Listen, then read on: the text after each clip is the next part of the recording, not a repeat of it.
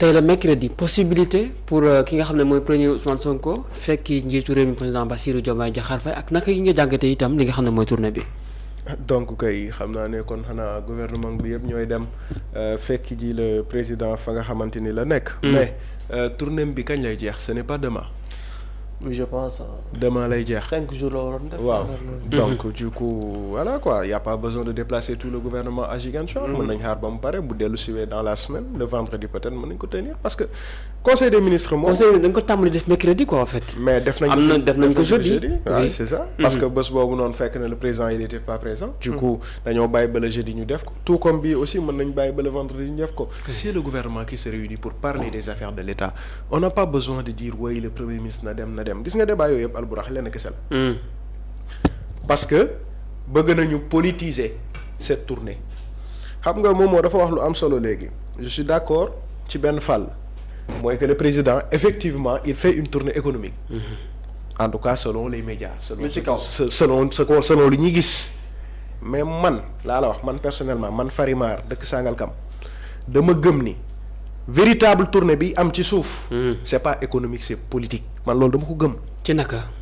mais Albourakh on n'a pas besoin de s'offusquer de le dire mais yow le président qui se déplace pour faire quoi en réalité visiter des chantiers yoo xam ne Déthié Fall yàggul dara ma nga woon foofu faire des poses de première pierre yoo xamante ni moom ci boppam moo ne woon lu ministre def du dem defi ko. ay kàddu président la li may wax ni du samay kàddu moo ne woon lu ministre mën a def dañ koy bàyyi ak ministre lu premier ministre mën a def dañ koy bàyyi ak premier ministre. man ma gérer les affaires de l'État maanaam l'État en tant que tel diplomatie ainsi de suite. c'est que la vérité oui. ay waxam la. donc tey nañu waxante dëgg quoi très honnêtement parlant. quel est le besoin pour que le président Bassirou Diomaye Diakhar Faye fasse une tournée économique avec l'ensemble de ñi mu war a àndal protocole am ak ainsi de suite pendant 5 jours nekk dans le sud. dans un pays. boo xamante ni 2 ans nga ko yor. yow expliquer nga lépp ni nga fekkee réew mi expliquer nga. peut-être coono yi nga xamante ni am ngeen ko ci wàllum finance ak yu ni mel tey tu me dis que da nga bëgg a def tournée économique man nee naa la coow li tooy li yëpp lenn kese la yàggul dara gis nañu ne début décembre bi lépp luy prix wàcc na ci réew mi dëgg la am du dëgg. waaye coow li la muy bëri yëpp foo tourner sénégalais qu'est-ce qu'ils te disent jërëjëf Ousmane Sonko merci premier ministre de nañ wax moom moo xalaatal rek. foo rek saa su ñuy wàññi lenn rek ngay dégg. merci beaucoup premier ministre merci beaucoup Ousmane Sonko sa liggéey rafet na en moins de 2 ans def nga waa ana wàllu président ne leen déet nag parce que moom ci boppam sax bu fekkee dafa bëgg a yam ci économique mais coalition Diomaye président bi daf koy ne déet président yow itam am nga wàll ci mbir mi. am nga wàll ci mbir mi te loolu noonu da nga ko war a jëli xam nga jëli boobu mooy lan.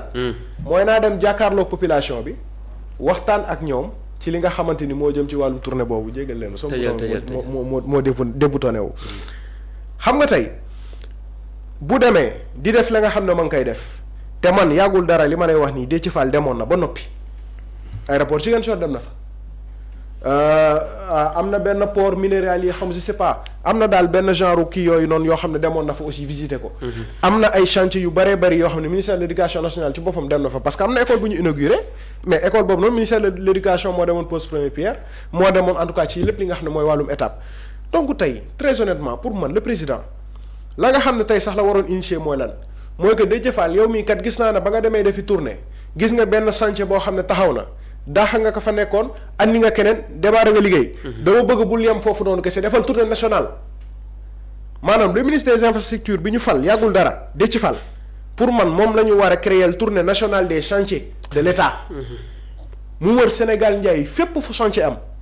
dem xool ndax état d'avancement bi baax na ndax délai yi ñu doon wax respecté nañu ko ndax la ñu war a def nañ ko bu dee am na mu félicité bu dee amul mu jël ay décisions. pragmatisme. T'as pas besoin de mobiliser tout l'État pour ñu dem au niveau de la zone sud pour waxtaanee après quoi après yenn retombées lay am après tu annonces que oui dinaa dresser au niveau de la zone sud benn zone boo xamante ni plus de 20 kilomètres dañu koy draguer comme ça sel bi wàññeeku yéen ngeen mën a bay c'est bien mais ministre de l'agriculture mënoon na ko wax. à côté dinañ def 20 kilomètres de voirie pour que après ñu am ay genre station ñu am ay genre mbir yoo xam ne dafay doxal économie locale c'est bien mais Déthié Fall mënoon na ko def ak yeneen i mbir yoo xamante ni les ministres sont capables de le faire. bañu ma tournée économique de wallaahi bañu ma ko te je ne parle pas pour parler de je ne parle pas sous le dicton de la politique déedéet mais je parle d'efficacité. Très bien. Fall dëkk bi li ñu war a def dafa bari on a beaucoup de défis en face de nous tey l'actualité ne devait pas être concentrée sur la personne du président. Mais sur l'efficacité gouvernementale. ana yan jéego la ñuy teg ana ban impact lay am ana yan jeexital la mën a am ana lan la ñu war a indi comme solution ana lan la ñu fekk comme problème pour man là doit être le débat. moo tax pour ceux qui disent que oui la tournée économique naan bon ku nekk c'est relatif ku ci nekk ak sa xalaat mais man sama xalaat mooy encore une fois on n'avait pas besoin de cette tournée là la ñu soxla woon mooy lan mooy des ministres dem sur le terrain. faire des actions poser des actes yoo xam ne ñu nañ ko gis waaye nag bu fekkee ne da nga am coalition boo xamante ni politique moo ko tax a jóg nee ne président d'accord bëgg nga ay ministre super fort d'accord bëgg nga premier ministre super fort waaye nag faaw nga am wàll ci way wu rafet bi ñuy am parce que nag ñu ngi waajal ay élection pour man en fait le président Diomaye son problème c'est cette coalition là Diomaye son problème c'est cette coalition là parce que moom il veut bien faire peut-être mais en retour ñi nga xam ne ñoo nekk ci ginnaawam ñoom loolu seen yoon newu ci lan moo leen intéressé comment occuper le devant de la scène ça suñu féliciter le premier ministre féliciter le président parce que bëgg nañu mu am benn image boo xamante ni au moins nañ ko teg à niveau mais mënta ne moom moo wax na la ko léegi photo Diomaye kese nit ñi miinuñu ko wallaahi man je me souviens des élections dañ doon toog da ngay toog jàkkaarloog nit wala waxtaan ak lan lay wax. kan mooy Diomaye la réponse était quoi mooy borom sikkim bi. ibaadu bi nit ñi sax dañoo demoon bay utiliser le terme ibaadu bi c'est pas pour insulter ou bien pour mais juste pour dire que foofu la sénégalais tolloon pour xàmmee kuy Diomaye léegi yow nga ne nit kooku noonu ngay non seulement moom ngay takkali ak ki di Ousmane Sonko mi tax nit ñi am ko pour que tey jii ni nga ñëw defaral ko image ban image lay am mënta ne donc il faut qu'on se réveille quand même qu'on sache que ce pays là dañu nekk ci benn tournant bu décisif te gis nga moom moo brossé na ko léegi le cas Bougar xaw ma comment ça s'appelle Bougar Diouf disant que oui le premier ministre dafa waroon génn wax waaye ñoom bu dee dañoo mat seen matu créer seen coalition Diomaye président ne ñoom coalition Diomaye président la ñu gëm moom la ñuy àndal parce que moom mooy seen leader mais nañu mobiliser. Pourquoi ils veulent appeler le premier ministre mu mobiliser leen ay nit bu fekkee ni politiquement ils ne sont pas d'accord avec le premier ministre mais ils n'ont pas besoin des personnes du premier ministre. nañu jël seeni responsabilité nañu assumer seen décision mooy lan mooy takkalikoo ak Ousmane Sonko ci wàllum politique donc politiquement ils n'ont pas à appeler au secours ay waay dimbali ñu indil ñu ay nit pour suñu tournée bi am tuuti nit non laa ko jàppee. Ce qu'ils ont fait c'est un appel c'est code de phare la dem nañu ba xam ne mënatuñoo am ay nit mënuñu drainer des foules donc quoi on appelle le premier ministre non moom moo war a lii ba pare ma dégg mu naan xam may waxu plainte.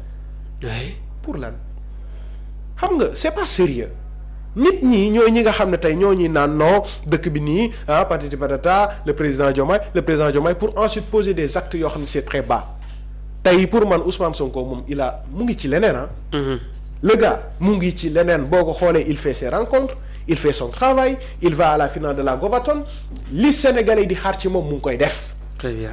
donc loolu la ñu soxla ci réew mi mais pas d'une tournée boo xamante ni en tout cas dañu koy def un peu partout au Sénégal pour dire que oui c'est que fii la xar yi jaar fii la bëy yi jaar encore une fois nous sommes dans un Sénégal boo xam ne nous avons beaucoup de choses à faire nous sommes dans un Sénégal boo xamante ni tey jii nii on a beaucoup d'attentes par rapport au gouvernement du Sénégal donc ils n'ont qu'à poser des actions et après loolu nag bu ñu demee peut-être ba premier mandat jeex deuxième mandat après ça le président peut sortir parce que là au moins il y a des réalisations qui seront faites et dire que oui def nañu tel dinañu def tel ainsi de suite mais tournée économique à moins de 2 ans de règne pour man vraiment ce n'est pas du tout pertinent et ça c'est mon avis encore une fois et je martèle là-dessus maintenant ku mu neex am beneen avis.